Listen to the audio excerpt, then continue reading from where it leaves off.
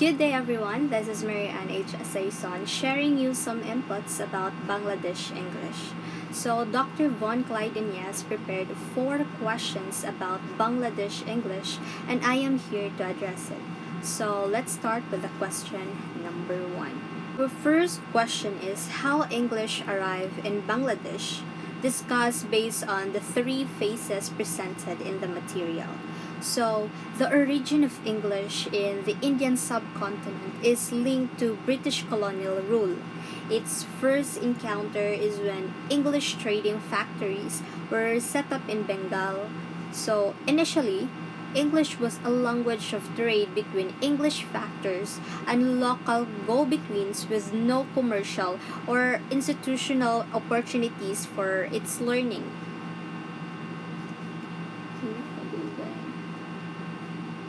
So, the scope of learning English was widened in the next century with the establishment of English schools, initially for European children and later for locals with the aim of spreading Western language or Western knowledge. So, it encompasses English and English literature. So the East India Company gave little encouragement to educational development in the late 18th and 19th centuries. However, the company became involved in Indian education with the Charter Act of 1813, which proclaimed to set aside money for education of Indians. And then, a new policy is created for English, which also replaced Persians as the language of colonial administration. So, in reality, however, English learning was restricted to the elite since education of the masses was provided in local languages. Furthermore, the breakup of Pakistan and the emergence of Bangladesh in 1971 brought an opportunity for Bangladeshis to reflect on the language question from a nationalistic point of view. So, in the new nation, English became a de facto foreign language with a negligible role in internal communication in a largely monolingual country. So, as a symbol of national identity, Bangla replaced English in all important domains. It includes higher education in the next few years. So, in the meantime, the necessity of English for international communication in an increasingly interdependent global community was also recognized. Therefore, the public sector started revamping its language policies and according greater prominence to English and the latest national educational policy and the national curriculum for English, considering English as a vehicle for human. So, capital development required for the nation's competitiveness in the globalized economic environment. Question number 2.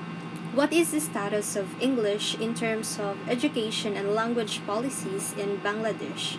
So, the current status of English in Bangladesh is not simple.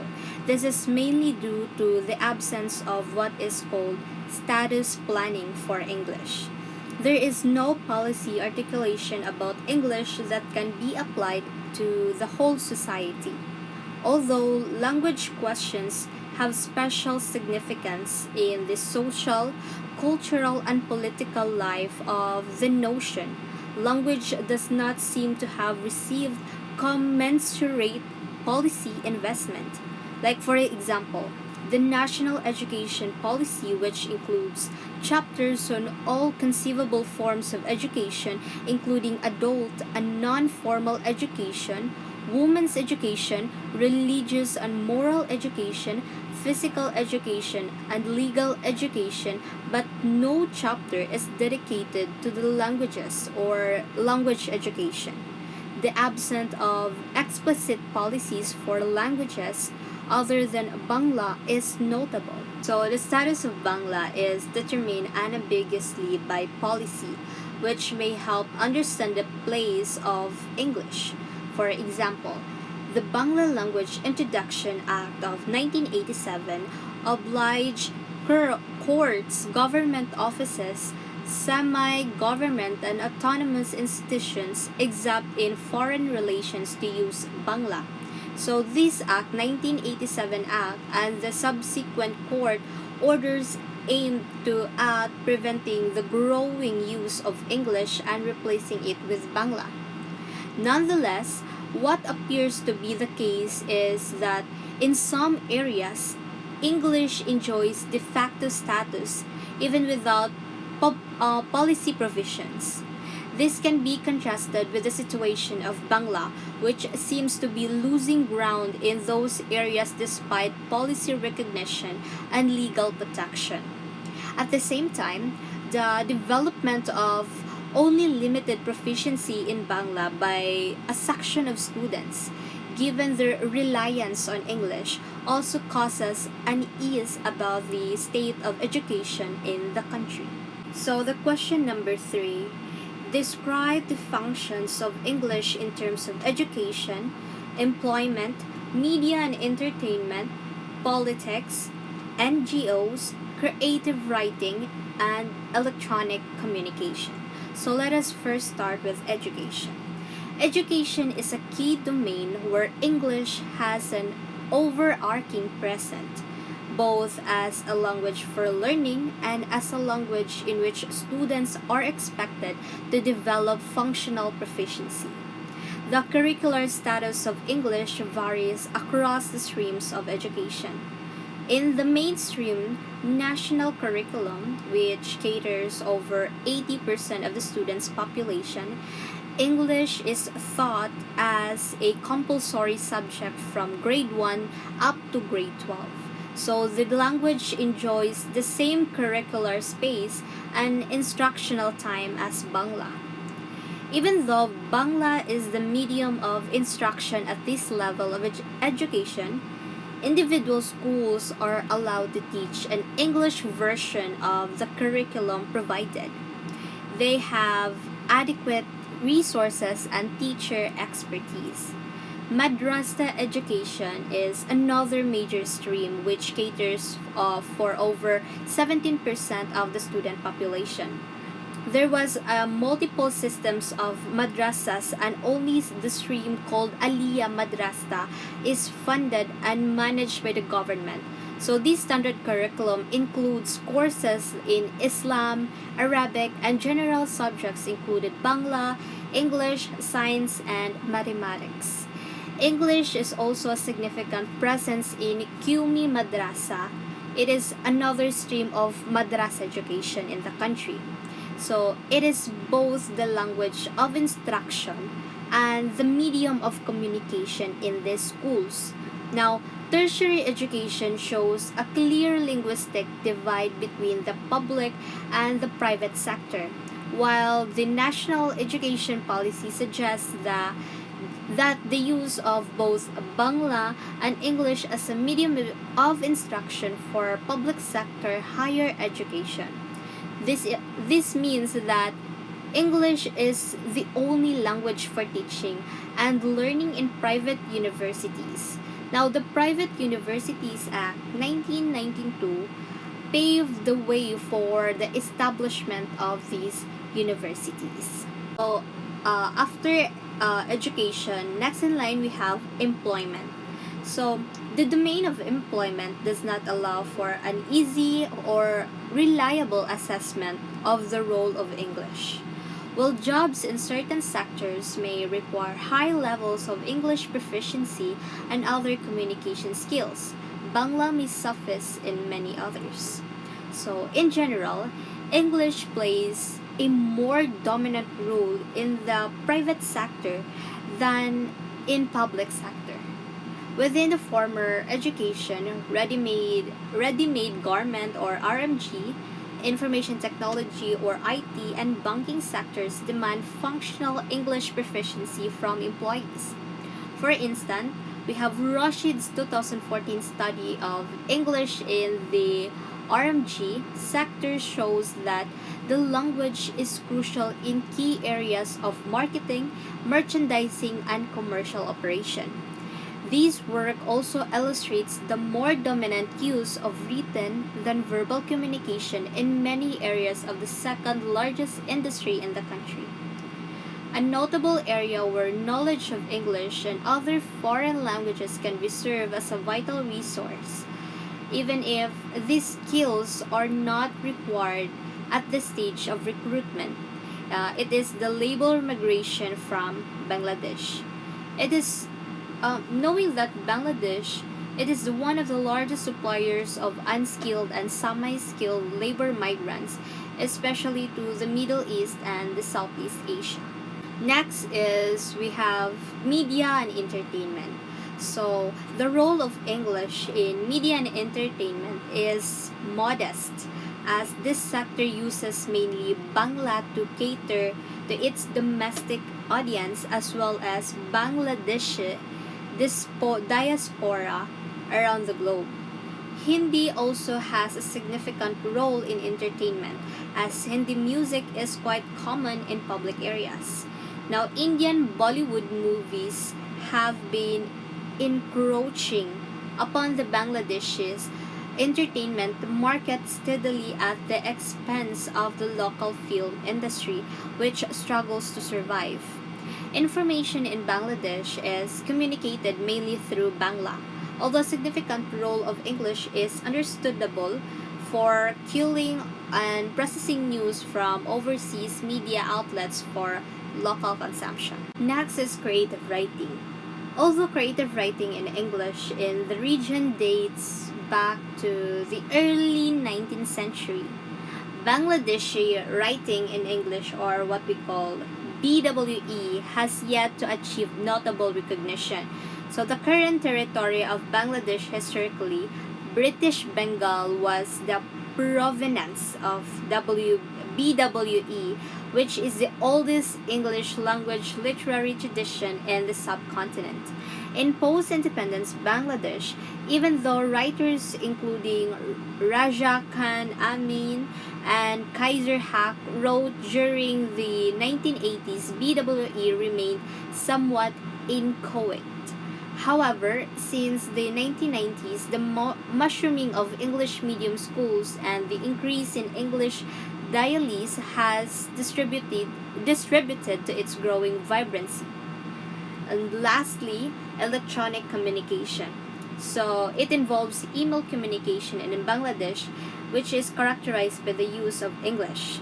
However, in the public sector, email is not the official form of communication, even though it is probably constitutes the dominant form of communication in the private sector. So we have mobile phone based short messages services, or the what we call SMS constitutes another area of significant English use in Bangladesh as elsewhere in South Asia. While emails are written mainly in English, SMS mixes Bangla and English and is often written in the Romanized script. Some government departments have started communicating notices and other information to their subscribers using SMS. They found various features of language use such as code mixing and code switching, local innovation, abbreviations, and rule breaking. Similarly, Facebook posts and messages of Bangladeshis reflect creative and agentic use of English, although this domain, like email and SMS, is yet to be explored from the WE perspective. More recently, WhatsApp has become more popular than SMS, which has entailed an even wider use of English. So, as previously indicated, many of these grammatical features can be found in Indian English, probably attesting to the epicenter status of Indian English in the region.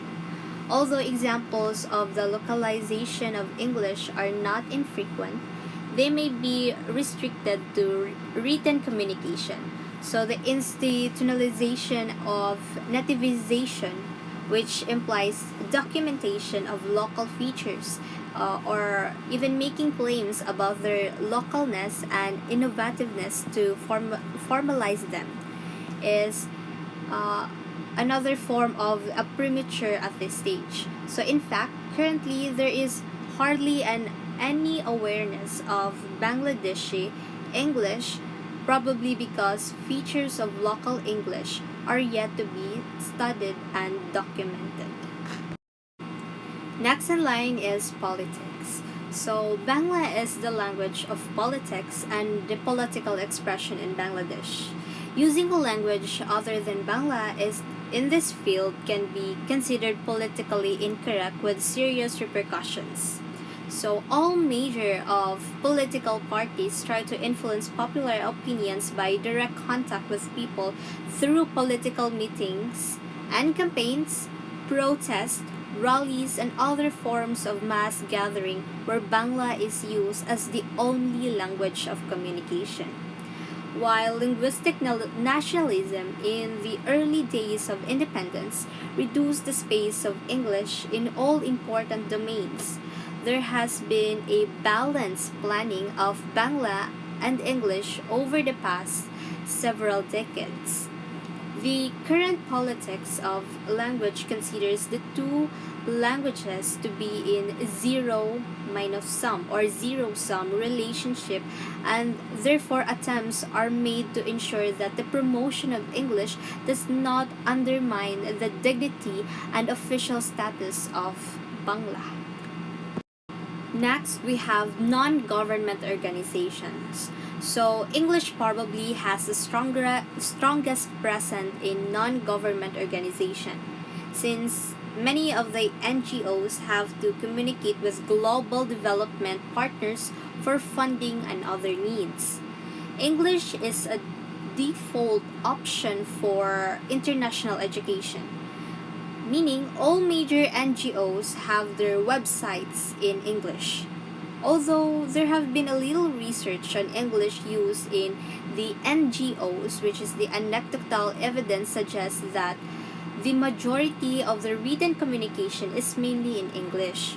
However, a strong role of Bangla can be predicted given the level of literacy of the recipients of their services. Now, NGOs make a significant contribution to the output of written English in Bangladesh. In addition to various reports and other forms of documentation, many NGOs are involved in conducting and sponsoring research in their fields of specialization, and the findings are published mainly in English, often with translation in Bangla to facilitate understanding of their content among local people. Last but not the least, the question number 4. What is code mixing, code switching, and technology-mediated innovation in Bangladesh? So to start, code switching accommodates customers from different socioeconomic and English proficiency backgrounds. Like for example, this is a liberally mixed Bangla and English.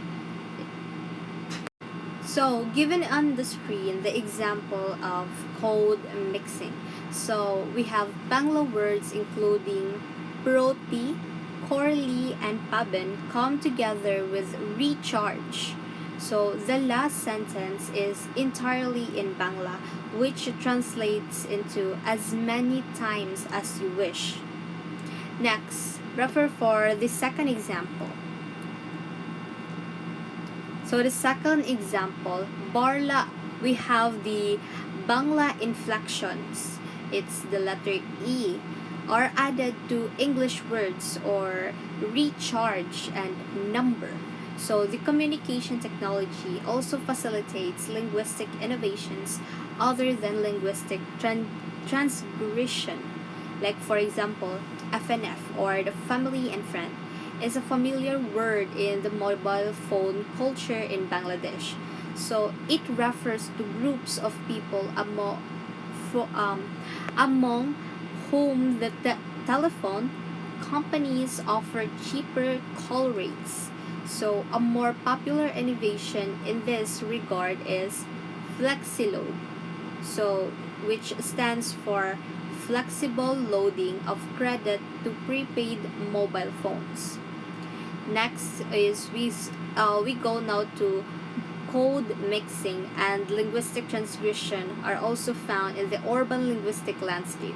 So it is particularly in signs and billboards. It is the most obvious in the non-molecular of um, the major political parties in Bangladesh. So we have in Awami League, we have Awami, supposed to be generality, is an Urdu word placed to next to an English one. So in Jatiya Party, the Bangla Jatiya or the national is used in English word party, while Jamaate Islami is an Arabic term often written in Bangla.